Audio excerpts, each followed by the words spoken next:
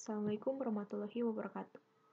Pada pertemuan kali ini, kita akan membahas mengenai kebijakan dividen dan pembiayaan internal. Seorang investor pasti akan mengharapkan return atau pengembalian yang tinggi dari hasil investasinya. Jelas, karena uang yang diinvestasikan pasti ada pengharapan lebih untuk investor tersebut. Return merupakan alasan seseorang untuk berinvestasi guna mendapatkan keuntungan. Return saham adalah tingkat keuntungan yang dinikmati oleh investor atas suatu investasi yang dilakukan. Dalam teori pasar modal, tingkat pengembalian yang diterima oleh investor dari saham yang diperdagangkan di pasar modal diistilahkan dengan return. Beberapa komponen return saham yang mungkin investor raih adalah dividen, saham bonus, dan capital gain. Di sini teman-teman ada rumus mengenai return saham, yaitu P1 dikurang P0 ditambah D1 dibagi P0, di mana P1 ini adalah harga pasar, PO adalah nilai nominal, D1 adalah dividen. Rumusnya bisa dibagi menjadi ini. P1 dikurang P0 dulu, baru dibagi P0, lalu D1 dibagi P0. Untuk pembagian rumusnya, untuk saham return, di sini rumus pertama adalah capital gain, di mana capital gain adalah keuntungan selisih harga, di mana P1 ini adalah harga pasar dikurangi dengan nilai nominal beli saham tersebut, dibagi nilai nominal beli saham tersebut. Lalu,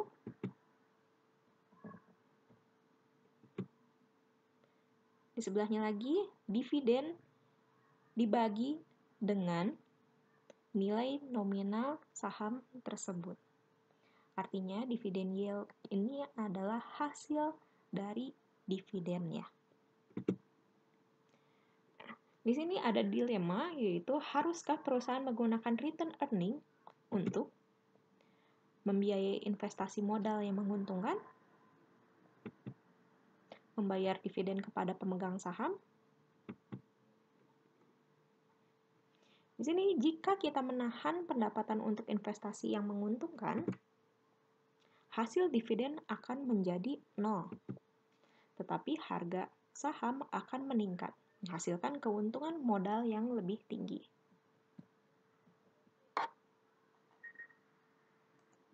Maksudnya di sini adalah perspektif dari perusahaan. Ketika menahan laba untuk investasi yang menguntungkan, artinya investor ini tidak dibagikan dividen oleh kita. Jadi hasil dividennya akan 0, di mana hasil dividen atau dividen yield ini karena dividen yang dibagikannya tidak ada, berarti 0.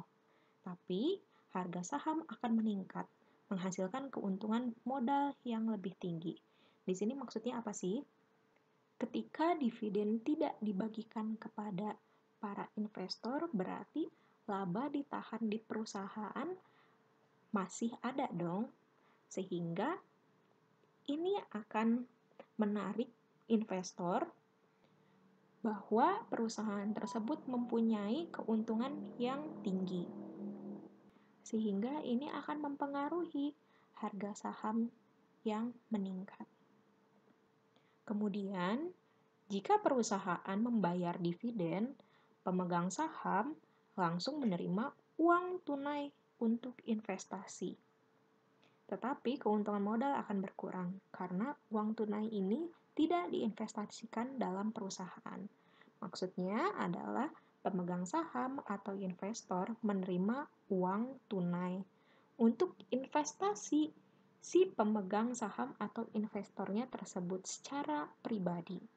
Tapi di sisi perusahaan, keuntungan modal atau capital gain akan berkurang karena return earning ini sudah dibagikan dalam bentuk dividen kepada investor. Sehingga perusahaan tidak memiliki kesempatan untuk memanfaatkan laba ditahan untuk kegiatan operasionalnya, karena laba ditahan tersebut sudah dibagikan berbentuk dividen kepada investor. Sehingga kebijakan dividen ini harus benar-benar melibatkan dua keputusan, di mana yang pertama, berapa banyak pendapatan perusahaan yang harus dibagikan kepada pemegang saham sebagai dividen. Maksudnya berapa banyak laba ditahan yang akan dibagikan sebagai dividen. Kemudian yang kedua adalah berapa banyak yang harus dipertahankan untuk investasi modal. Jadi perusahaan harus pandai-pandai dalam mengatur laba ditahan atau return earning-nya ini. Apakah return earning-nya ini akan ditahan dulu, namanya juga laba ditahan, labanya ditahan dulu untuk kegiatan operasional. Jadi perusahaan bisa memutar uang laba ditahan tersebut untuk operasionalnya. Kemudian perusahaan juga harus pintar-pintar juga membagi untuk pembagian dividen dari laba ditahan atau return earning-nya ini berapa sih? Seperti itu. Kemudian, apakah kebijakan dividen ini penting? Ada 3 sudut pandang. Yang pertama, dividen ini tidak relevan. Maksudnya, jika kita mengasumsikan pasar sempurna, artinya tidak ada pajak, tidak ada biaya transaksi, dan lain-lain, dividen menjadi tidak masalah. Karena jika kita membayar dividen, hasil dividen pemegang saham akan meningkat. Tetapi keuntungan modal atau capital gain menurun. Jadi, di sisi perusahaan pastinya pada saat pembagian dividen, keuntungan modal atau capital gain ini menurun. Tapi di sisi pemegang saham, ini hasil dividen atau dividen yield-nya akan meningkat untuk pribadi si investor tersebut. Dengan pasar yang sempurna, investor hanya peduli dengan pengembalian total dan tidak peduli apakah pengembalian datang dalam bentuk keuntungan modal capital gain atau hasil dividen atau dividen yield-nya. Jadi pada saat pasar sempurna ini, investor hanya peduli tentang dividen yang akan diterima berapa sih, tapi tidak memikirkan ke depannya bahwa investor tersebut akan mendapatkan keuntungan modal atau capital gain atau selisih dari harga, keuntungan selisih dari harga. Jadi hanya memikirkan dividennya saja untuk pribadinya.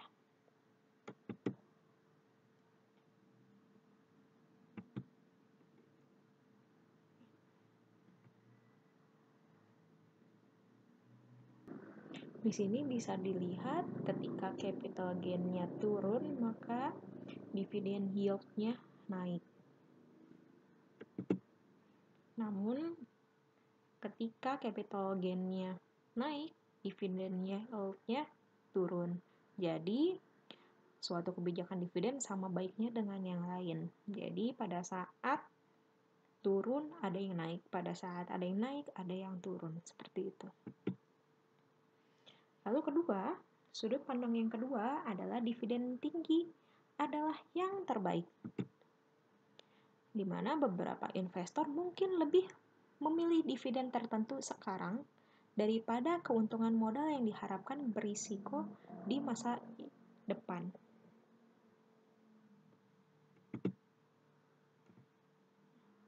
Di sini maksudnya adalah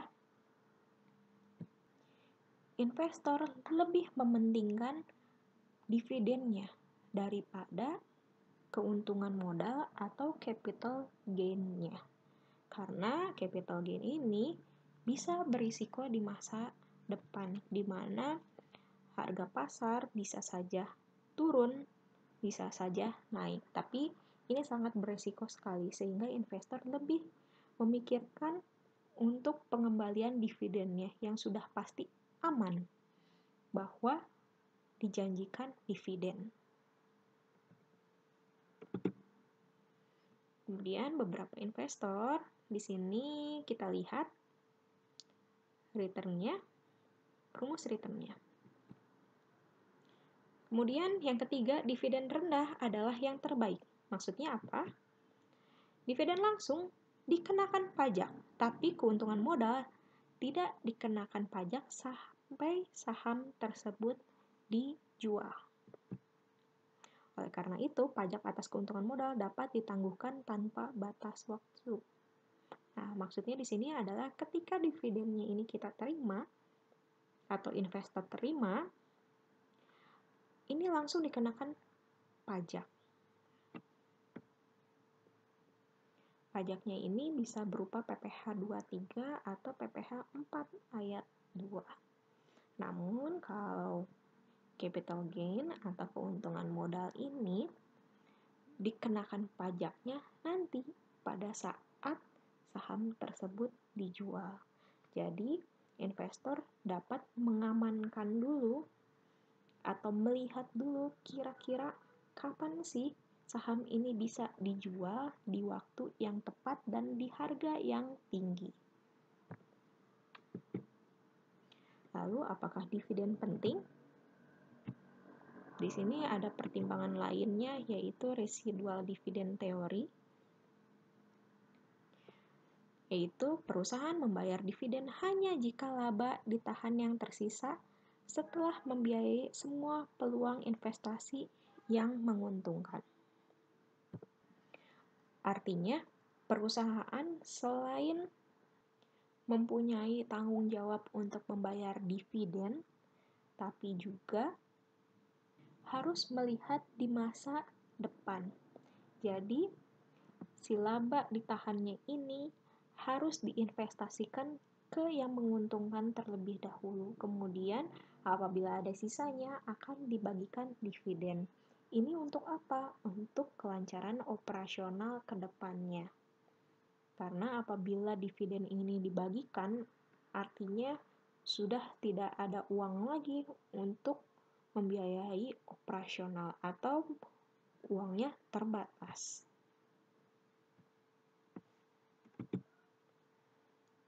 Ini akan memaksimalkan keuntungan modal bagi pemegang saham dan meminimalkan biaya flotasi penerbitan saham biasa baru. Jadi, karena penerbitan saham biasa baru ini punya biaya tersendiri, tapi ini sudah tidak diperlukan karena investasinya bisa digunakan untuk yang lain. Kemudian ada client effect, di mana klien investor yang berbeda lebih menyukai tingkat pembayaran dividen yang berbeda.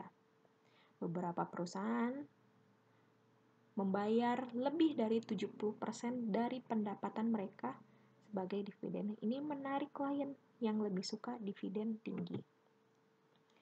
Perusahaan berorientasi pertumbuhan yang membayar dividen rendah atau tidak sama sekali menarik pelanggan yang lebih menyukai apresiasi harga daripada dividen. Jadi di sini ada client effect atau efek daripada investornya ini yang menyukai dividen. Jadi dividennya ini sudah pasti dibayar karena jika mengandalkan capital gain ini belum tentu karena capital gain-nya beresiko. Kemudian ada information effect atau efek informasi di mana kenaikan dividen yang tidak terduga biasanya menyebabkan harga saham naik dan penurunan dividen yang tidak terduga menyebabkan harga saham turun. Perubahan dividen menyampaikan informasi ke pasar mengenai prospek masa depan perusahaan. Nah, ini berakibat karena Ketika ada pengumuman dividen sebuah perusahaan, ini bisa dilihat bahwa jika dividennya ini tinggi yang diumumkan, maka investor berusaha berbondong-bondong untuk membeli saham perusahaan tersebut. Karena pada saat pengumuman tidak langsung dibayar dividennya, tapi diumumkan dulu, lalu dibayar. Jadi pada saat diumumkan dividennya ini bisa memberikan efek informasi atau signaling kepada investor lain untuk berbondong-bondong membeli saham tersebut. Namun apabila dividennya turun atau dividennya kecil, ini bisa menyebabkan harga saham turun juga karena investor langsung menjual sahamnya perusahaan tersebut. Kemudian ada agency cost, yaitu membayar dividen dapat mengurangi biaya agensi antara manajer dan pemegang saham. Artinya kalau antara pemegang saham dan manajer ini orientasinya berbeda. Pemegang saham ingin return sebanyak-banyaknya, entah itu returnnya dari dividen atau saham bonus atau capital gain. Tapi kalau manajer ini orientasinya adalah agar bonusnya sebanyak-banyaknya atau gajinya sebanyak-banyaknya. Karena pada saat perusahaan membayar dividen, artinya pemegang saham ini sudah terpenuhi orientasinya tersebut.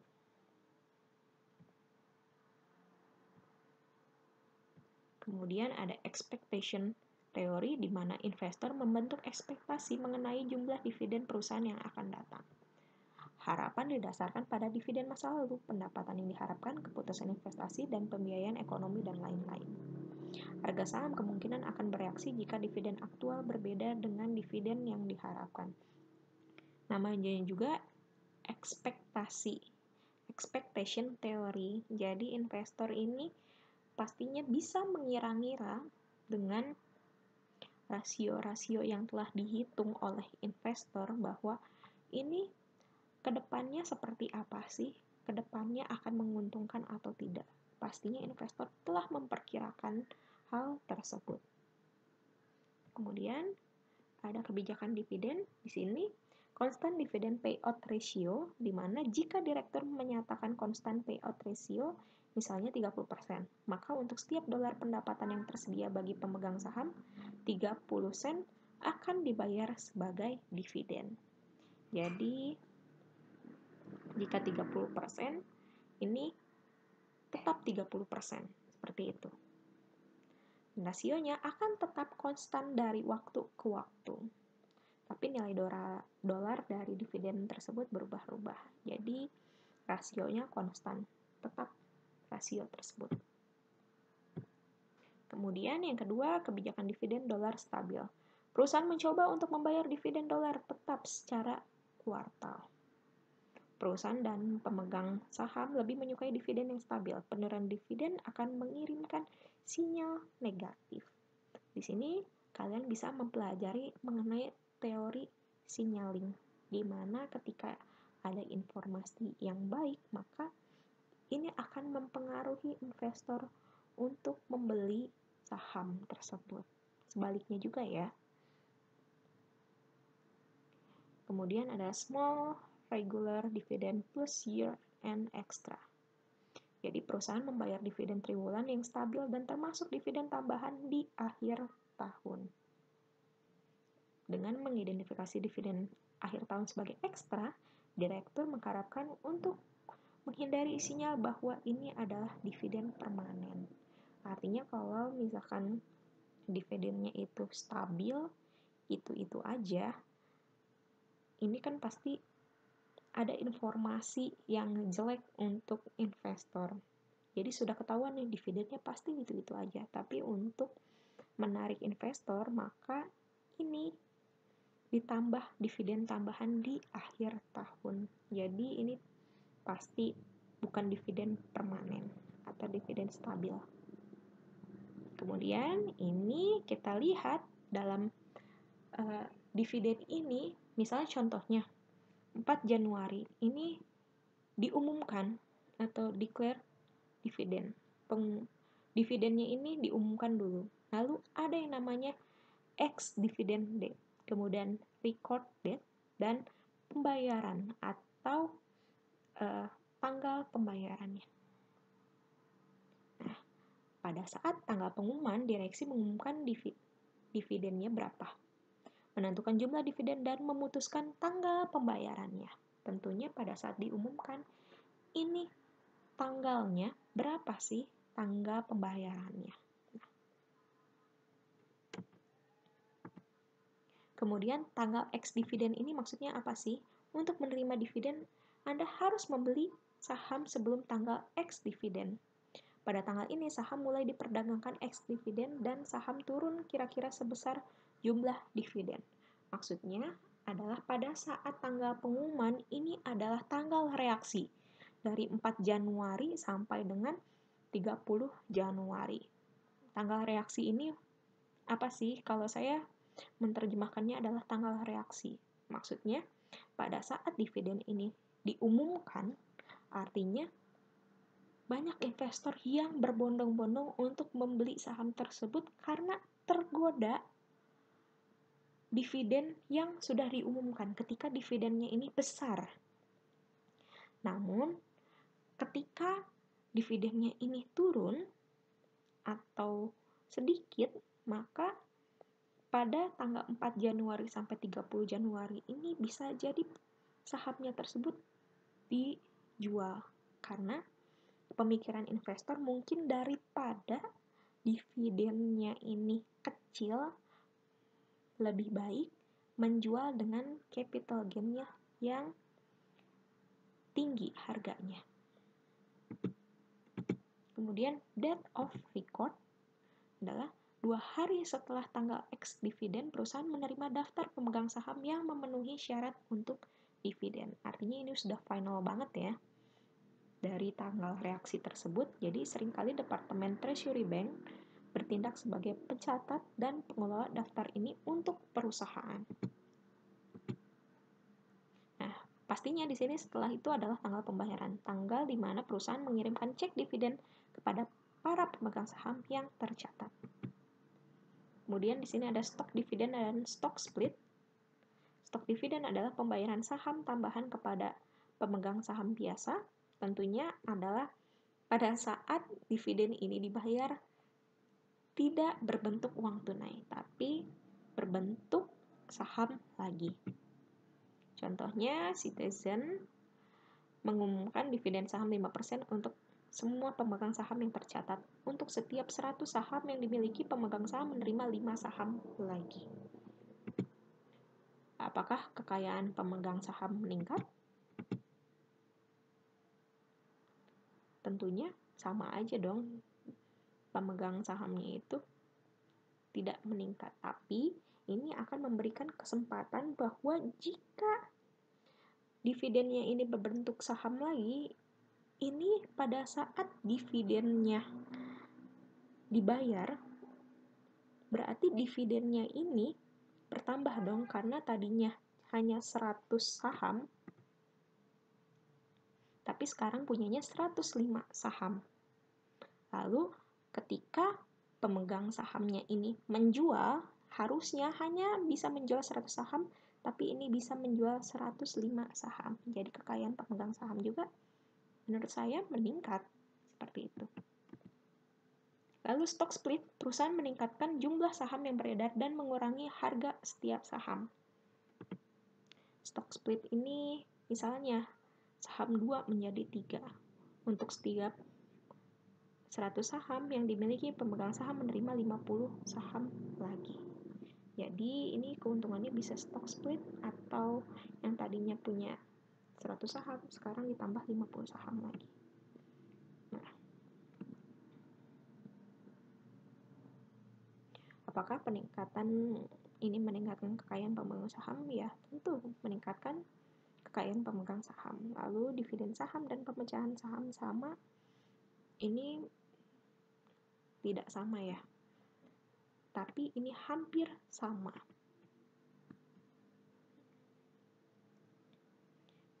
Tidak terlalu sama, tapi hampir sama ya teman-teman. Jadi stock split dan stock dividend ini secara ekonomi memang sama, karena jumlah saham beredar meningkat dan harga setiap saham turun. Nilai perusahaan pun tidak berubah. Jadi ini secara ekonomi sama, tapi perlakuannya berbeda. Seperti itu.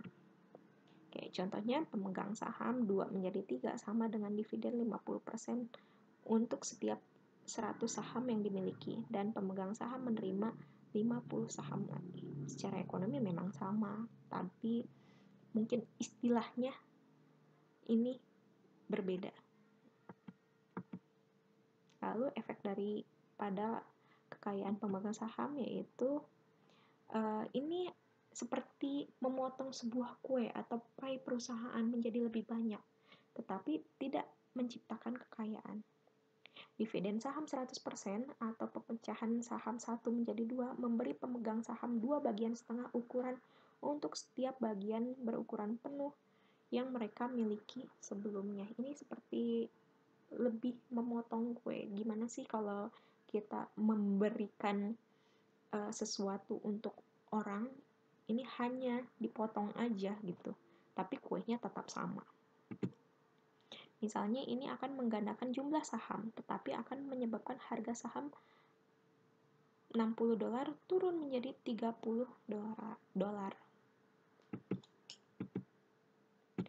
Lalu, kenapa sih kalau stok dividen dan stok split ini mengganggu? Para pendukung berpendapat bahwa ini digunakan untuk mengurangi harga saham yang tinggi ke kisaran perdagangan yang lebih populer. Lawan berpendapat bahwa sebagian besar saham dibeli oleh investor institusional yang memiliki jutaan dolar untuk diinvestasikan dan tidak peduli dengan tingkat harga. Plus pemecahan saham dan dividen ini mahal. Nah, ini bisa kita lihat stok dividen atau dividen saham. Misalnya share outstanding-nya adalah 1 juta, net income-nya 6 juta dolar.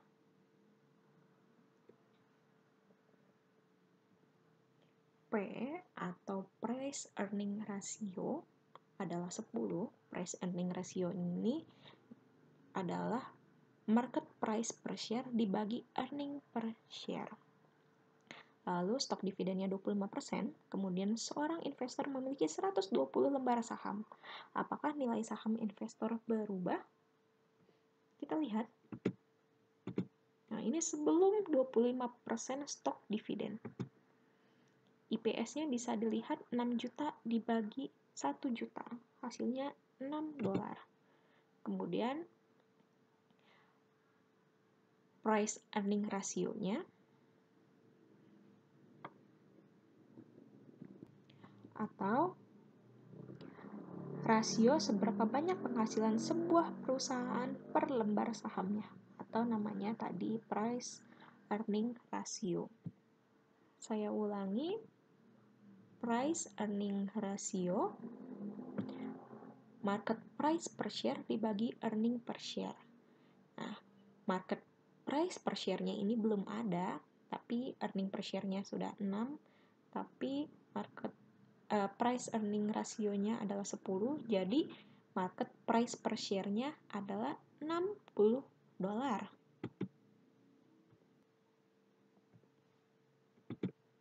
Kemudian value-nya atau nilainya adalah $60 dikali 120 share atau saham. Jadi nilainya adalah sekarang $7.200. Nah, namun pada saat setelah adanya stok dividen 25%, jadi share-nya tadinya 1 juta, sahamnya cuma 1 juta dikali 1,25 atau ditambah 25%, hasilnya 1.250.000. Kemudian IPS-nya jadi turun nih IPS-nya karena labanya tetap 6 juta, tapi share-nya atau saham yang beredarnya naik 1.250.000. Akhirnya EPS-nya adalah 4,8 dolar. Kemudian market price-nya per share adalah 48 dolar. Jadi investor sekarang memiliki 120 dikali 1,25. Artinya adalah 150 share atau 150 saham.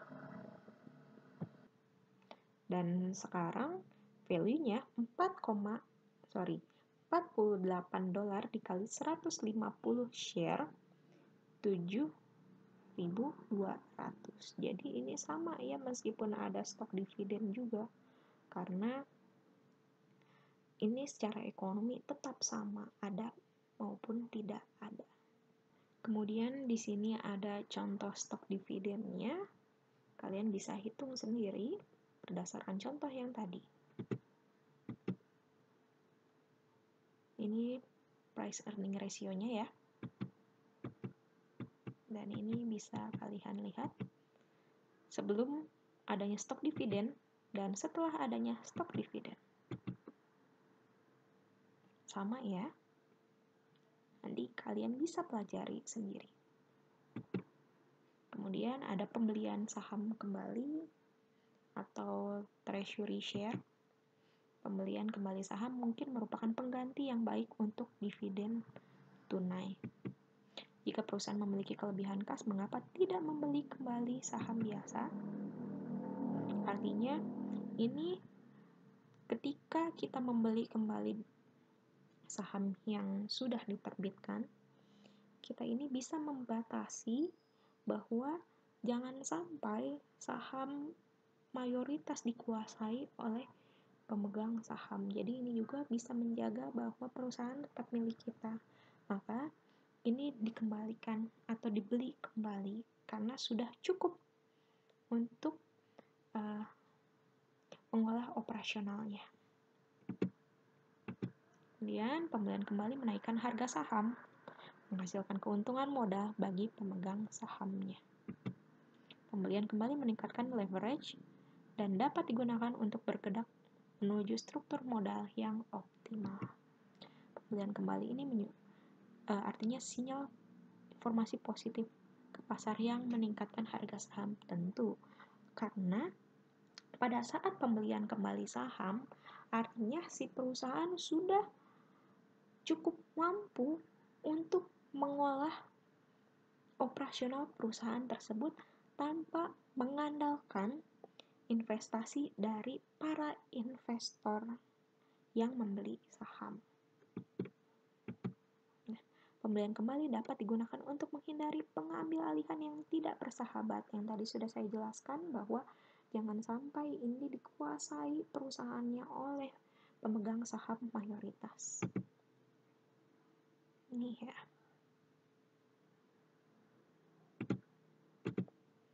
Kemudian ada metodenya, beli saham di pasar terbuka melalui broker, beli lot besar dengan menegosiasikan pembeli dengan pemegang lot besar, biasanya sebuah institusi pembelian kembali saham yang ditargetkan. Lalu penawaran tender, yaitu menawarkan untuk membayar harga tertentu kepada semua pemegang saham saat ini. Baik, sekian untuk pertemuan kebijakan dividennya. Terima kasih.